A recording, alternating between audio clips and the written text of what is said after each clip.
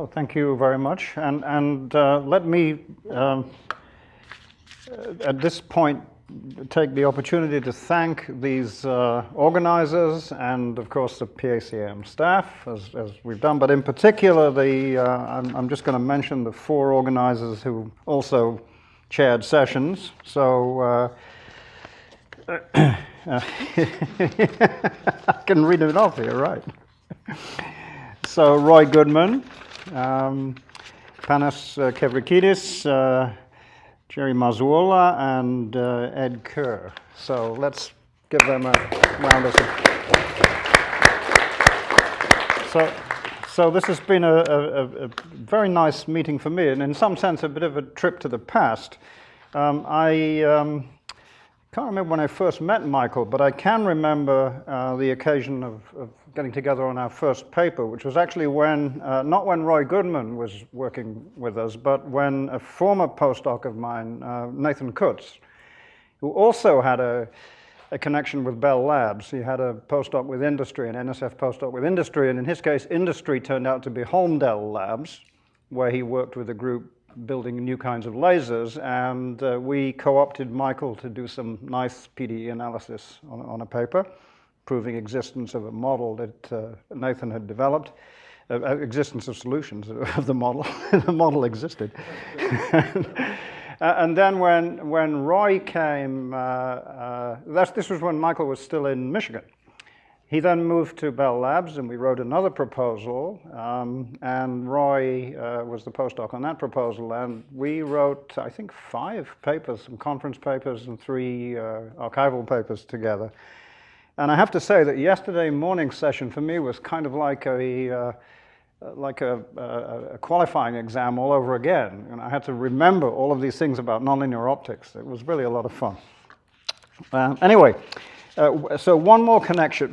This talk is really a little bit orthogonal to much of what you've heard in the last couple of days. But it does have a very small and totally superficial connection with some of the lectures in the first morning, and in particular with Charlie Pfefferman's hexagons. Because I also have a sort of 6-fold symmetry, but it's in hexapods, namely cockroaches on page 1 and fruit flies. So I'm going to start by giving a sort of very rapid review of quite a few years of work. This all began at a meeting in the Institute of Mathematics and its Applications in Minnesota in 1998, which involved biologists, robot builders, engineers, mathematicians. And there I learned about these creatures from a wonderful biomechanician and integrative biologist called Bob Full at Berkeley. You should go and look at his website, Polypedal Lab. He likes studying creatures with many legs. And this led to my interest in modeling insect locomotion. Many, many people have contributed to this, former students, postdocs, colleagues of all kinds. And of course, I'd like to acknowledge the many creatures whose lives have been sacrificed in the process, not personally by me, but they've helped us along. So this is what I'd like to do. When you have 2 legs, there aren't too many things you can do. There are 2 to the 2 things. You can stand still on your 2 legs. You can walk with 1 leg on the ground at all times, and sometimes 2. You can run with no legs on the ground at some times, so 2 in the air. And so insects can do, in principle, 2 to the 6 different states, just sort of discrete states, and let alone the actual dynamics and mechanics of those states.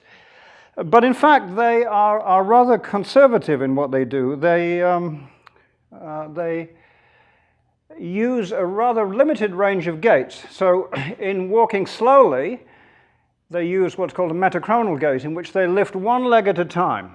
And they do it in the sequence of back leg, middle leg, front leg on one side. Here it started on the right side, R3, R2, R1. And then back leg, middle leg, front leg on the other side. And so at all times they have at least 5 legs on the ground, very stable, they're not going to fall over. And of course they can do this on slopes, and if they've got nice little hooks and pads They can do it on the ceiling. They can do it walking up the wall. As they go more quickly, the black bars here are periods in which the leg is in the air, swinging forward.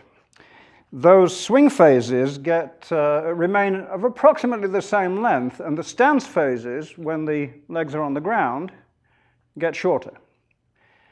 And so eventually, swinging legs begin to overlap. And the first thing that happens is that diagonally opposite pairs of legs overlap. So the right leg at the back, well, actually, let's start with this one. The right leg at the back and the left leg at the front. Those are neighbors, if you think of the insect periodically. The right leg in the middle, the left leg at the back, the right leg in the middle, the right leg at the front, and where are we? That hasn't quite come on yet. The back, front, middle, back, front, middle. So these groups begin swinging together, and they interchange a little bit, but groups of two swinging together, that's what's called a tetrapod gait, because 4 legs are on the ground most of the time. Tetra. At the highest speed insect gait, and this is pretty common across the entire world of insects, which is an enormous world, much bigger than the world of mammals in number of species, or reptiles or fish. The high-speed gait is a tripod where front and back and opposite middle swing together. Here's another visualization of it. The arrows indicating the approximate direction of the foot forces. So front, back, middle, front, back, middle. This is what I would call maybe a left stance phase. Front and back on the left, down, middle on the right, down, and then that's followed by the right stance phase. This is a sort of virtual biped. You're using 2 groups of 3. This is a bit more complicated use of 3 groups of 2. So tetrapods and tripods. One thing that is common to all of these gaits is approximate. Of course, this is biology, so it's approximate bilateral symmetry. So if you like, a bilateral reflection left to right and a time shift. So these 3 followed by these 3, and here it's these 3 followed by these 3. And in the tetrapod, it's a little more complicated. And this is from a pretty old paper, getting on for more than 20 years old now, by Ian Stewart and Jim Collins, who now does cell biology. At that point, he was interested in locomotion. Stewart, I guess, Ian Stewart and Marty Golubitsky, who'd done a lot of work on group theory and bifurcations with group symmetries in dynamical systems, wanted to understand hexapedal locomotion, and so they started looking at different symmetry groups and how one could get from the metachronal gait with phase shifts of approximately 1/6 between each leg that's shifting, through intermediate gaits, including tetrapods, to the tripod gait. But they were a little too rigid in their desire to really live with a 6-fold group of symmetries here. And they violated the biological principle, which is, or the biological fact, that almost all animals, in spite of some asymmetries like the position of your heart and so forth, are bilaterally symmetric. So, as indicated in the previous slide, what happens in all of these gaits, what happens on the right and what happens on the left are identical under a time shift and a reflection. And so that means in the case of tripods, that fits very nicely because the phase differences are all 1/2. And so here's one tripod, and here's the other tripod, and they simply alternate. But in the case of tetrapods, we have this diagonal pair swinging, and then this diagonal pair swinging, and then this diagonal pair swinging. So a question that I woke up pondering about 18 months ago or so, 15 months ago, was can the same neural network, so-called central pattern generator, I should actually pause for a moment here to explain that animals do not need their heads to walk. Animals with legs, or presumably fish with fins, don't need their heads to swim. The basic motor machinery, the motor neurons, and the network necessary to produce the motor neuron bursts with the right phase relationships to produce the muscle contractions that drive the animal, in the case of vertebrates, are in the spine. Sure, you need a control signal coming from the brain if you want to do anything interesting, but to generate the motion, you literally are not thinking about it, at least in your brain. Your spine is, so to speak, figuring it out. So the central pattern generator, and one does experiments with headless animals, headless and also deprived of other proprioceptive sensory feedback from sensors on their legs, for example. So can the same circuitry in the thorax of the insect, that's the central part of its head, thorax, where the legs are attached, and then the abdomen with all the digestive and reproductive machinery, can the same thoracic circuit generate all of these different gaits? In particular, can it generate tripods at high speeds and tetrapods at lower speeds? In their work, they had not been able to produce tetrapods.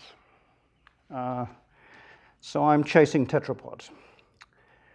Okay, so let's look at a little bit of data. So now this data comes from a lab at Columbia, which I recommend Michael should visit. It has very small inhabitants. Fruit flies are about 2 millimeters long, so they're not very easy to do experiments with because they're so small, so everything has to be done under a microscope.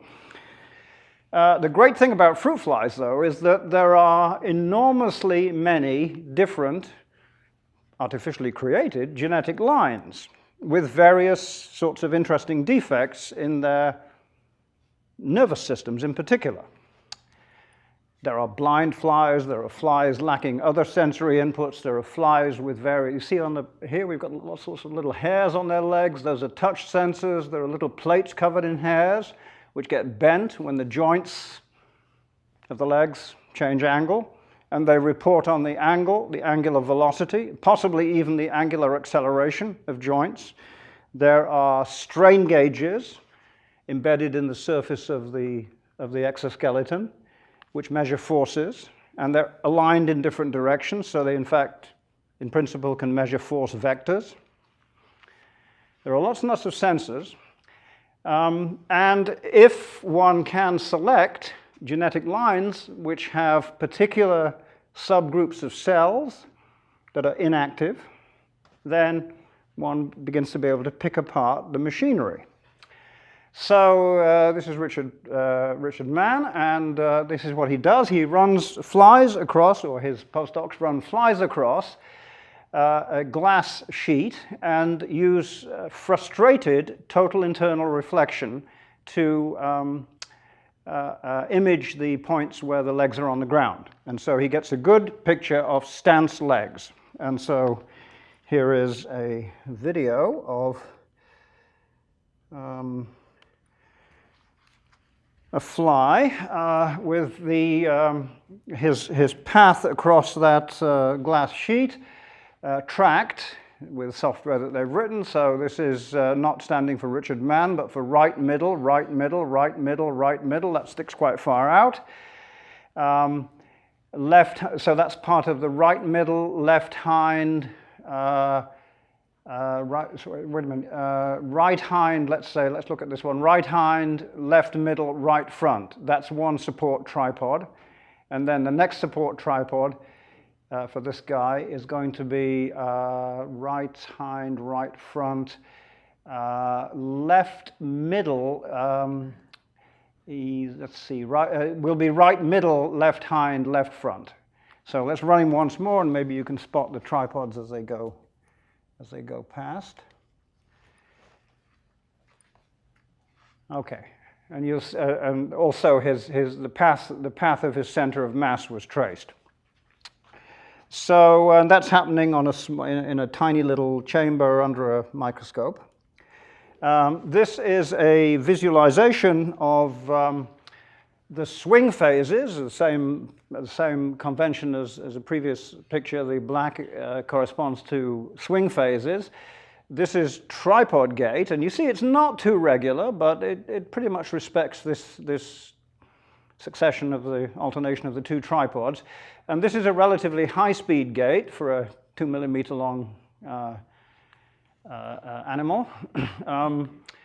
At the lower speed, you see that it's basically these two pairs, then these two, well, you can't see that one, but these two pairs, and then those two pairs. This is a tetrapod, noisier but still a recognizable pattern. And one can also characterize those as Collins and Stewart had done, in terms of phase differences. And so first, looking at the ipsilateral phase differences, those are phase differences between left hind leg and middle leg, and then left middle leg and front leg. And the blue arrow is the mean phase difference for the low-speed gait, and it is pretty close to 1/3 of a cycle, 2 pi over 3. For the high speed, they're pretty close to 1/2. Whether you're looking at the left or the right, there isn't much difference, and if you look contralaterally at the phase differences, they're pretty much all close to 0.5.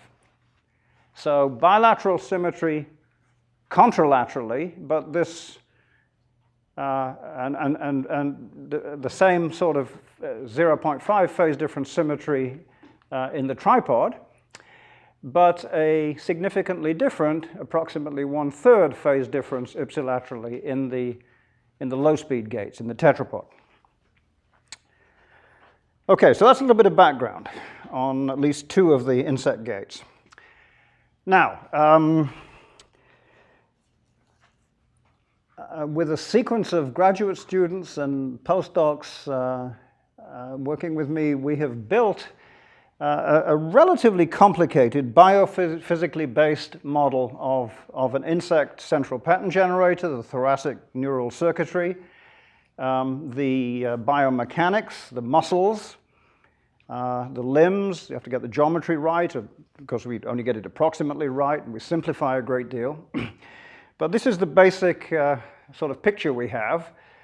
Brain sends commands down to the central pattern generator, which sends commands to the motor neuron, which sends commands to the muscles, which sends commands, forces, to the body and limbs. But there is already some mechanical or biomechanical feedback at this point, because muscle forces depend not just on the neural input, on say, spike rates of motor neurons. They also depend upon the length and the velocity of the muscles themselves. Muscles are nonlinear actuators. And in fact, they have evolved to be rather nicely tuned in a very synergistic way with the motor neuronal input.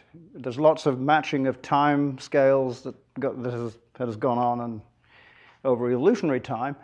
So this sort of biomechanical feedback is pretty important. And then, of course, there is feedback from the environment. If there were no reaction forces, then, as you know, you wouldn't go anywhere.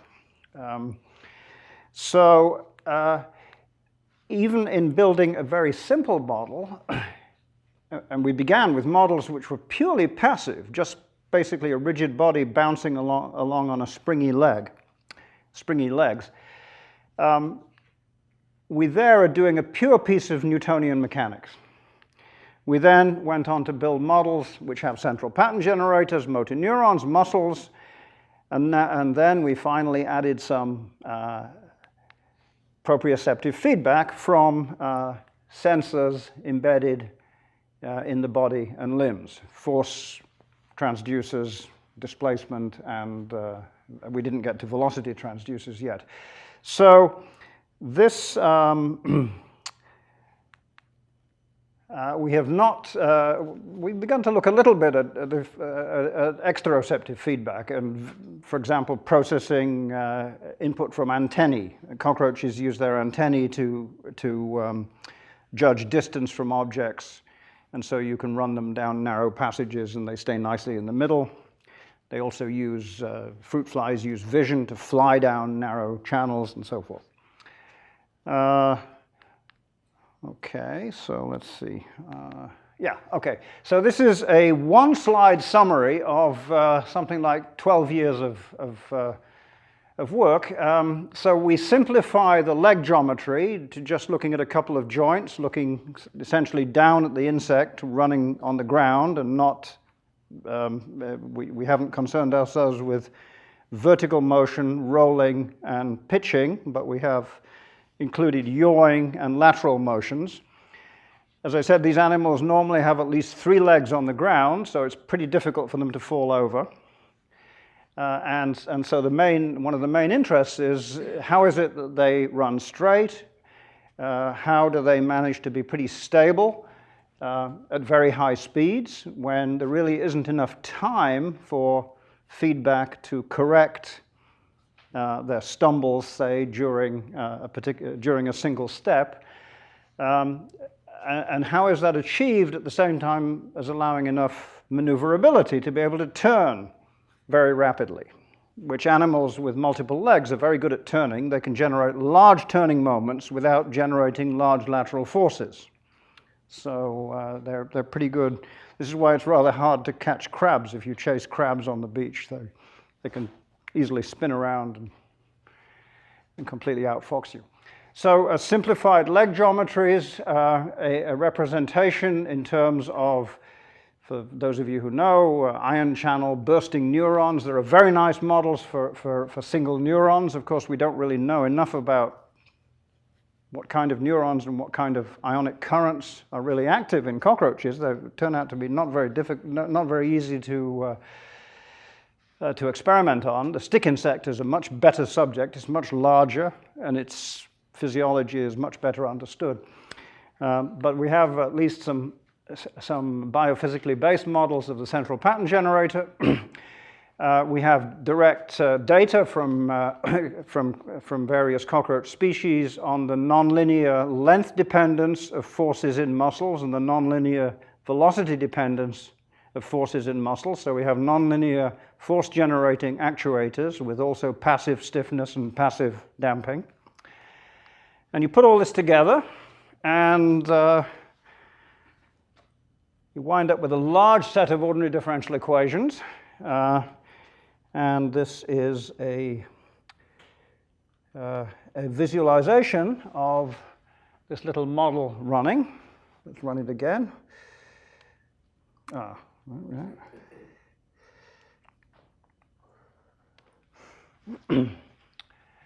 So what I'm doing here is actually, the model is, of course, very idealized. So I mentioned that these animals with a double tripod, they use these two tripods in alternation. So that is done exactly periodically, and each tripod is on the ground for 50%, for half of a full stride. And so in the idealized model, all 3 legs of one tripod go down, just as the 3 legs of the other tripod go up. And so it's exactly as if your left foot comes down exactly as your right foot goes up. Normally there's a little period when both your feet are on the ground. So what we did in order to investigate the effect of irregular footfalls, we did 2 things. We allowed random timing of footprints coming down, and in this case we allowed random spatial locations relative to the body. And this was derived from direct experiments, observations, that animals don't put their feet down at exactly the same place relative to the body each time. And as you see, it doesn't really affect the essentially straight motion. It turns out that the dynamics of the system, as assessed by computing eigenvalues of the mechanical system, which for this Motion in the plane is a 3-degree of freedom system, a rigid body translating in 2 directions and rotating in yawing motions. It's 3 degrees of freedom. And computing the eigenvalues, there are 2 groups. There's one eigenvalue that's, we do this in terms of a mapping from stride to stride. So when eigenvalues have unit modulus, that's neutral stability. And there is neutral stability with respect to direction. This little model has no GPS. It doesn't know which way it's going. So you've got a 1-parameter family of gaits running in any direction, any average direction. And then there are one other eigenvalue that's very close to 1, a little bit less than 1, that's associated with angular velocity. And that's the eigenvalue that basically the animal destabilizes when it wishes to turn. And it does that by perturbing the places where it puts down its legs. All the other eigenvalues are really very small over most of the speed range. And so the system essentially acts as a filter, which in response to these perturbations on every footfall occurring at a slightly off-sequence time or an off-position place, all of these little perturbations coming in 6 times in every stride are being filtered, and you see a very gentle sort of meandering pattern which can easily be corrected over sequences of steps by a simple steering mechanism. That's what that says. Fast eigenvalues filter out the high frequencies, and so I would submit that this is evolution has succeeded in designing a very efficient neuromechanical system.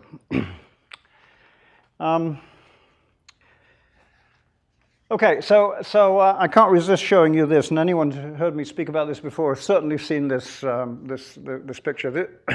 After we began building these simple models, we wanted to test our models, and so we said, well, can you give a sharp impulsive perturbation to a running cockroach, to Bob Full? And his grad student at the time, Devin Gindrich, said, yeah, I can figure out how to do that.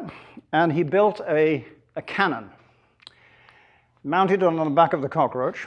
It shoots a small ball bearing and thereby delivers a large reaction force to the animal. So, where are we? Here we are. Well, I have to tell you that yes, this was funded by DARPA, and they loved it. They just loved it. At this point, I got dumped from the project because they said, this is so great, we don't want theory, we just want more of this. So, let's run it again. No, for a start, the animal doesn't mind carrying an extra third of its weight. The thing shoots off and the animal just lessens. Yeah, he just keeps going. This is slowed down 60 times. He's running at about...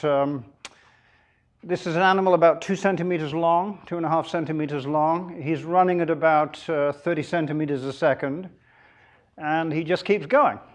And in fact, his lateral velocity, normally it's the 95% confidence interval, the variability, of course, is between those dashed curves. So he's outside of that by a factor of about 10, at his maximum lateral velocity, which takes place something like 15 milliseconds after the impulse. What's the total distance? The distance there is about 10 centimeters. The time that it takes, this is one stance phase, right front, left middle, right rear. This is the next stance phase. This is the next stance phase. This is actually not as fast as I said. It's more like, what's he doing here? He's about 50 milliseconds in each stance phase. He's running at 10 hertz. He's 25 centimeters a second, something like that.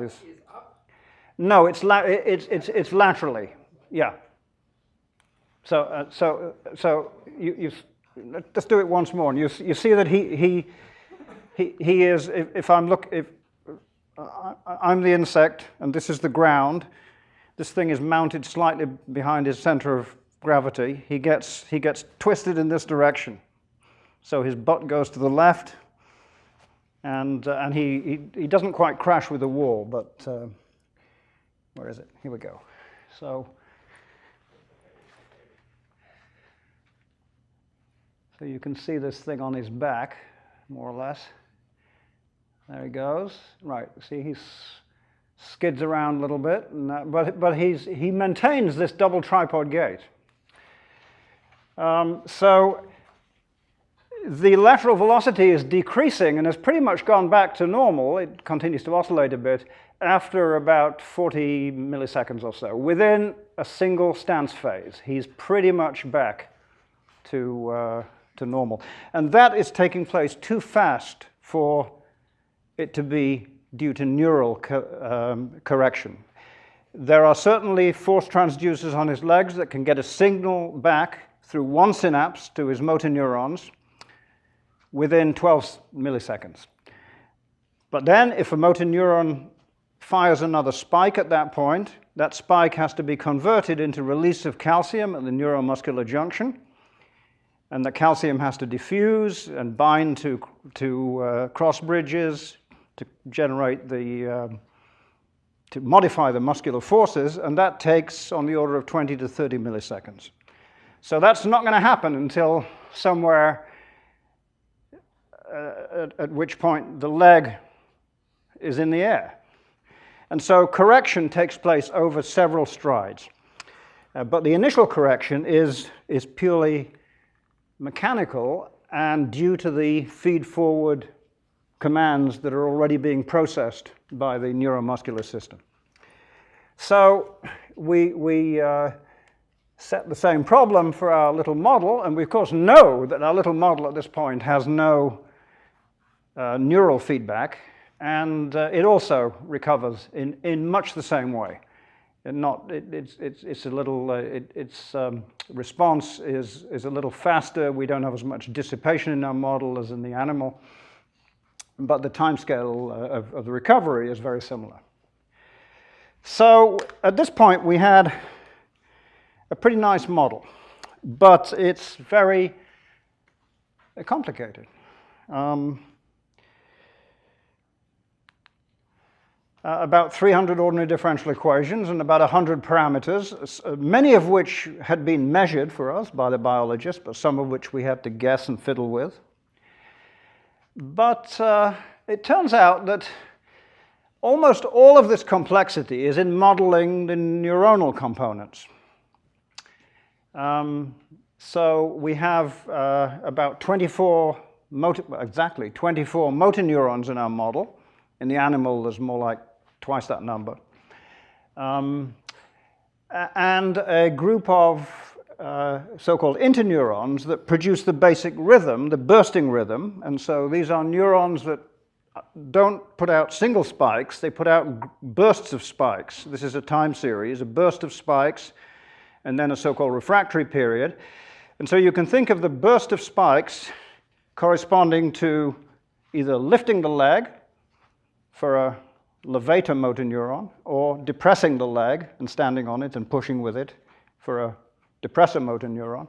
And the intervening refractory period is the period when that leg is, when that muscle is inactive and the other muscle is doing its job. So basically these muscles all are arranged in agonist-antagonist pairs. If I go back to the little picture here, there are pairs, agonist-antagonist pairs of muscles. One of them opens the joint, extends the leg, the other one closes the joint, flexes the leg, and so forth. And so in order to have authority to produce different kinds of gaits, uphill, downhill, on the level, the animal needs to vary the so-called duty cycle. Well, first it needs to be able to vary the basic cycle period, the stepping frequency, which in the case of these cockroaches goes from essentially 0, although they usually don't run at very, very low speeds, maybe 2 or 3 hertz up to 20 hertz. So that stepping frequency has to be adjustable. The so-called duty cycle, which is the length of the burst as a fraction of the full cycle, that's going to determine, in the case of the different gaits, the swing phase versus the stance phase, for example. And the number of spikes in the burst. The more spikes in the burst, the more force is generated in the muscle. So to run at the same speed uphill, you need more spikes in a burst than you do when you're running downhill. So the minimal model, which is already pretty much simplified for a neuron that can do these various things, involves three equations, two different timescales, a fast timescale subsystem that produces spikes, and a slow timescale system associated typically with the movement of calcium ions, which is significantly slower than sodium and potassium ion movement through the cell wall. So each neuron has three ODEs in this, as I said, very already compressed, simplified system. And then you have to model the neurotransmitter release at synapses, which requires another differential equation. In fact, if multiple neurotransmitters are involved, multiple equations. And we're just making do with a single inhibitory neurotransmitter because all of these connections, at least for the double tripod gait, which we first designed this system to produce, are inhibitory because the neighbors are running out of phase with each other. All right. Okay, so most of the ODEs describe periodically active neurons. And for dynamical systems with periodic orbits, there is a wonderful reduction procedure. If you have a hyperbolic periodic orbit, that is to say, solutions approach it, and if it's unstable, recede from it, although we're only really interested in stable cycles. Orbits approach the cycle exponentially fast compared to their motion on the cycle. The motion on the cycle doesn't have to be uniform speed, and in fact, in this case, we've indicated 10 transverse curves called isochrons, equal time curves, which illustrate that in the neighborhood of the limit cycle, there is a coordinate system that corresponds to phase, one variable along the limit cycle, and in general, for an n-dimensional dynamical system, n-1 transverse variables. And this is a foliation, a very beautiful foliation, which has a property that if I start any two solutions on one of these leaves, at any later time, they also lie on the same leaf. So any two solutions starting on one of these dotted curves have equal asymptotic phase. They come into synchrony with each other as they approach the limit cycle. Now, if one couples together a number of systems with limit cycles of this kind, this network of bursting neurons, if the coupling is sufficiently weak, then these cycles, as invariant objects, are slightly perturbed, and one still approaches now a product of, say, m cycles, an m-dimensional torus. What happens on the m-dimensional torus is going to be really what is interesting to us, because that will describe the phase differences among the oscillators, and in particular phase differences among particular motor neurons or subnetworks driving particular legs. So the phase response curve, which is defined in this way, you make it's like a Green's function. You make a delta function, a perturbation, a jump in voltage. Neurons are only sort of accessible via their voltages, via synaptic currents. So in this equation, we can only get into the system in the first variable. These so-called gating, G-A-T-I-N-G variables are describing the internal dynamics of the neuron. So the receptivity of the system is really quantified by this phase response curve, which tells how much the phase gets shifted by an impulsive perturbation. Equipped with that, we can go and look at the reduced system, which will have this, in the case of two neurons, will now be collapsed to two equations for the two phases. interacting through the phase-dependent synaptic contact. So the structure of this function will be determined by the model of the synapse. And if the coupling is relatively weak, we can change variables and appeal to the classical averaging theorem for ordinary differential equations, which reduces the system to a system of two slowly varying phases, which are riding on top of this rapid basic stepping frequency oscillation. And in the process of averaging, one is basically computing a convolution integral. And after having done that, the right-hand sides depend only upon pairwise differences in phase. And so if you only have two of these neurons interacting, then you can subtract those two. You've got a single equation. And in a case like that, it's trivial, completely trivial to analyze. And so pair by pair, each of these systems, inhibitorily coupled, has a single stable equilibrium solution at antiphase and an unstable equilibrium solution at zero phase. The fact that it has these two solutions is totally general. That just depends upon the symmetries of the system and periodicity.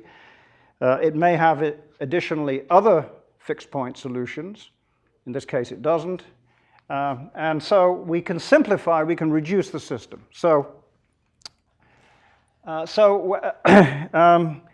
When we first did this reduction, we were interested in the effect of feedback to the motor neurons. I mentioned that there were these, say, force feedback to motor neurons. And so we did a reduction that involved looking at the motor neurons individually. So in our simple model with 2 joints per leg, two motor neurons, 2 muscles per joint, that makes 4 times 6, 24 motor neurons, driven by this central network that provides the basic clock here, and also receptive to inputs from these sensory neurons. And so in that case, we have a fairly complicated network still, but we've reduced 300 equations to essentially to 24. The clock simply keeps running, and it responds, the motor neurons respond to it in the absence of other inputs. And with other inputs, and in particular with perturbations, they respond to the perturbations also. But one can do a different kind of reduction, looking at each leg as a unit. So a whole group of these 5 neurons here. Of course, insects have many more than 5 neurons per hemisegment in their ganglia. We've collapsed, really, populations of neurons here to representative neurons, but that's another story. So we realized that we could do a reduction to a much simpler system of just 6 units. And at that point, not knowing what the coupling function was like, we said, well, what's the simplest periodic function we can think of? It's a sine function, or a sine and a cosine, a sine function with a preferred phase. And we will fit a model of this type to data from freely running insects to try to estimate what the coupling among the various leg units looks like, the strength of the coupling and the preferred phases in the coupling. So that's what we now do. And we now have a system which has, if we allow additionally added noise, because our observations are noisy and we're going to fit real data, we have on the order of 20 parameters. And it's a much simpler system. And so this is what we've been doing more recently. We take cockroaches and we run them along a tunnel and track their leg motions, much like the much like the fruit flies, but we can do this with regular cameras and we don't need microscopes. And we also study that you saw a red bar flag. That's when the animal passes a trigger which can trigger a perturbing force. He carries a small magnet on one of his legs. You'll see it there. And we can perturb one leg but essentially not the body of the insect, and so perturb interleg phase relations. But we also here are essentially, from my point of view, we are running a differential equation and finding a sample path. This is a stochastic differential equation. We have added white noise here. We are running through the phase space of that system. And in doing so, with enough runs, we can estimate the parameters. And we do this by linearizing the system and using linear stochastic differential equation theory and some nice fitting routines that I should say that my postdocs have written. And so doing this with a bunch of different insects, we get estimates of coupling strengths. And we can investigate how coupling strengths change with frequency. So time is pretty much up, so I don't want to tell you about these two graphs in which the data is, strictly speaking, a trend rather than very significant, but I want to tell you a little bit about this one because it'll then lead to the remaining 2 or 3 transparencies. So what we're doing here is measuring the distance from what's called a balanced coupling subspace, and I'll explain what that is in the next 2 or 3 slides. And we see that that distance decreases as the speed goes up. So to give you a sense of what this means, in order to have a precisely exact double tripod gait, the coupling for this little reduced model of ours, this dynamical system on the torus, has to be balanced. So what does balance mean? So this is saying that the animals are getting more tripod-like the faster they go. Okay, so what are the conditions for periodic gaits? So we look at this little system. You notice that it's not an all-to-all graph. It's got a particular structure. Basically, these animals only have wiring going to nearest neighbors.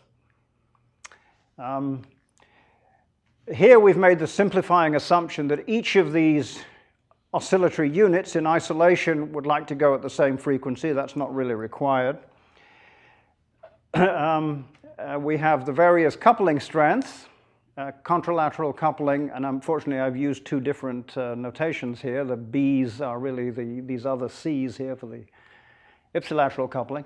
And we're going to look for bilaterally symmetric gaits, which reduces our problem to just 3 of these equations, because if you know what the left is doing, then the right is doing the same thing with a phase shift. And so conditions, so we can now ask for conditions. We can ask for phase differences. What are the phase differences between front and middle and back, given particular coupling strengths? And we have to solve 3 nonlinear equations. We expect, therefore, locally unique solutions. There are 3 equations. There are actually 3 unknowns. There are these 2 phase differences. Without loss of generality, we can take the differences of the front to the middle and the back to the middle. So there are 2 phase differences to look for, and a net frequency, because the frequency gets changed as you couple these things together. They're coupled inhibitorily, so the whole system will run at if it's going to run synchronously, it will run at a lower frequency than the components would by themselves. So tripods turn out to be the simplest possible thing, because not only are the contralateral phase differences 0.5, but all the other phase differences are 0.5. So whatever the value of h at 0.5 is, doesn't matter. It all cancels out, and you have a very simple condition of balance that says that the 2 inputs to the oscillator at the front, the 3 inputs to the oscillatory unit in the middle, and the 2 inputs to the one at the back, because going back to this little picture, you notice the guy in the middle gets inputs both from the front and the back, so he's got 3 inputs. The sums of those inputs have to be the same. And that is the definition of balance. And the little graph you just saw earlier was how far we are away in the 7-dimensional space of coupling strengths from the subspace of balanced, 5-dimensional subspace of balanced couplings defined by this relation. Now, the tetrapod is more complicated because now the ipsilateral phase differences are 1/3 and 2/3. And so now we have to solve a balance equation that involves a couple of ratios, which I've called x1 and x2 here. So these are the ratios of the coupling function evaluated at 1/3 and 1/2 and the coupling function evaluated at 2/3 and 1/2. Well, here is a typical coupling function computed from our model.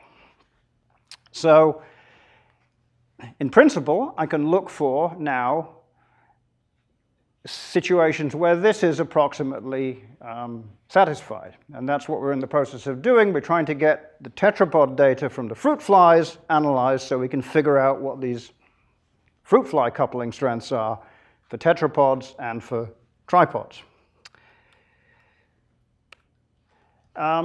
One can also use this very simple model with its symmetries to do some nice analysis. Of course, you want to look at local stability. You linearize the 6x6 matrix. It's got a very nice structure. The rows all add up to 0 because of the phase difference coupling. And so we know one eigenvalue is 1, or 0 for this differential equation version. One eigenvalue is 0 with the eigenvector, which is just all 1s. That corresponds to just giving the insect a push, so all the phases are shifted by the same amount. All of the other eigenvalues we can prove for all cases here, for all cases of positive coupling strengths are strictly negative. Well, actually they're all real as well. It's not a symmetric matrix, but all the eigenvalues are real and they're all negative, and so providing the slope of this function in the places where we are linearizing is positive, and these places are between about 0.3 and 0.25 and 0.75, 1/3 and 2/3. Providing that slope is positive, stable. So stable tripods certainly occur. That's very nice. What we are up to now is trying to compute a whole bunch of these coupling functions for different speeds. And what we have found so far is that we get rather degenerate coupling functions, which are pretty much 0, with pretty much 0 slope over a large range, which corresponds to the observation that the tetrapods and the low-speed gaits are pretty irregular. It also raises the question of the importance of proprioceptive feedback, which is not included in this little theoretical model that I'm showing you. And proprioceptive feedback, which comes from legs stepping, which can stabilize, this is data from an insect with one intact leg stepping occasionally. The simple fact of stepping stabilizes the phase differences quite nicely for a few cycles. So we are now trying to figure out with a whole new set of experiments to what extent proprioceptive feedback might modify these coupling functions at low speeds. At low speeds, it has enough time to do its work within the stride. So that's it, and I will not belay the morals too much, but we got to use some nice little pieces of mathematics here. We got to build a whole set of different kinds of models of insects, getting more and more and more complicated over the years from 1998, and then we managed to simplify them a little bit with phase reduction. And now we're trying to keep going. And I would like to wish Mike happy birthday, and now you're free to go home and enjoy it.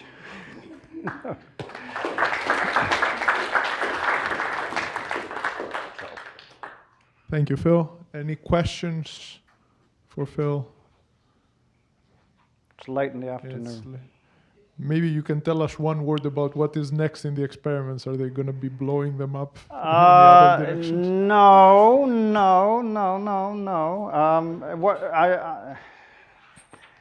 I have pictures, but I won't show you. I'm working with a wonderful group of people who use optogenetics to visualize by fluorescent emission. I won't tell you about the whole procedure, but you make the neurons optically active so that they essentially give optical signals of their voltage activity.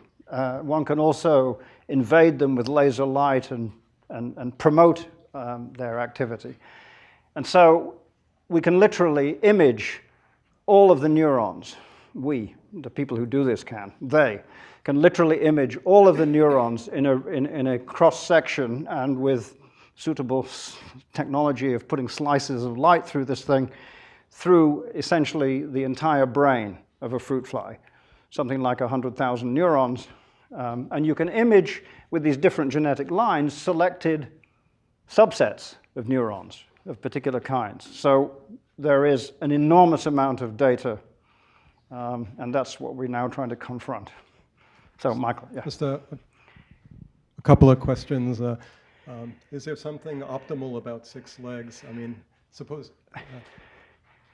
is there any evidence of there ever having been more? Well, spiders have 8. Well, no, but in a particular. I think many of the earliest insects were multi-legged, sort of centipede-type creatures, right? Or multi-segmented. I don't know. Six is pretty good because you can go fast, and you've usually got 3 on the ground, and it's certainly a large chunk of the living creatures on this planet are insects. And are there any lessons for robotics? Yeah. At this meeting, Dan Kodicek, who's now at Penn, at that point was at Michigan.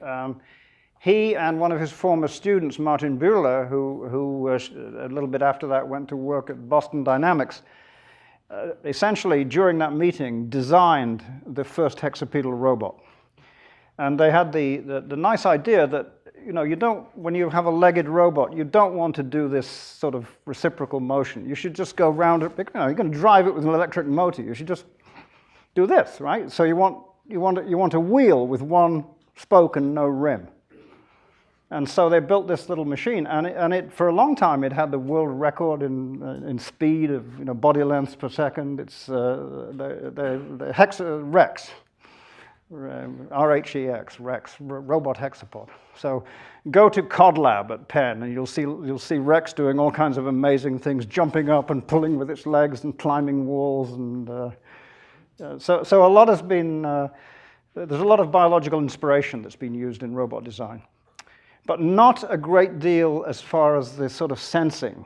And I think it's still a bit unclear whether biological sensing is the way to go. It's good for animals, but... If there are no... one more. I seem to remember a long time ago a talk by an engineer in Cornell, Hod Lipson. I don't know if you know. Oh, Hod Lipson, yeah. And who did something very different. He was trying to teach the robots ODEs, or actually Newton's laws, and the robot would try to find out what are the equations that drive it. And the way he was trying to teach them is by impairing them, impairing one arm or leg at a time. And so in your case, is there this search for parameters? Can you use a method by which you're essentially this guns and things like that in order to find impairing? Impairing. Yes. Actually, I even have a slide that sort of illustrates this. The fruit flies is much more elegant because we have all these genetic lines. With cockroaches, it's not so elegant. It's called weed killer. Literally. There is a weed killer, pymetrozine, where are we? Which knocks out the chordotonal organs. Those are stretch receptors in cockroach legs, telling you how much joints are extended, basically. Before pymetrozine, these are the paths relative to the body in body coordinates that the legs take. There's quite a bit of variability, but they're moving in a fairly organized way. After pymetrozine injection, there's much more variability, especially in the hind legs and the middle legs. So you might say these are seriously impaired. But actually, that's the spatial variability. The temporal variability, the distributions of phase differences, which you saw one version with the circular distributions that came from Mann's lab. These are distributions plotted also circular, really, but this is the phase circle. These are free-running animals, differences between pairs of legs. Control animals, these are now immobilized and walking on a slippery surface. And these are the animals that are immobilized and have been injected with this weed killer, pymetrozine. And there are some small significant differences between control and pymetrozine insect phase differences between the pairs of front legs, which then, of course, show up as also differences between the front and the back. But between the other nearest neighbors, there are no significant differences. So the phase, the timing seems to be preserved. So we can say, all right, the chordotonal organs are responsible for some of the spatial organization. So they make the gaits neater, cleaner spatially than in the case where they're knocked out, but they don't do much to the timing. So yeah, we're looking at trying to go through the whole set of proprioceptors, but there are a lot of them, and already genetic lines have been identified in Mann's lab in which you can take out the chordotonal organs and get very similar results, although they haven't looked at the timing. And they've also looked at organs that take lines in which the hair plates are taken out, so they don't have the joint angle information. So. All right, so let's thank Phil and all the speakers.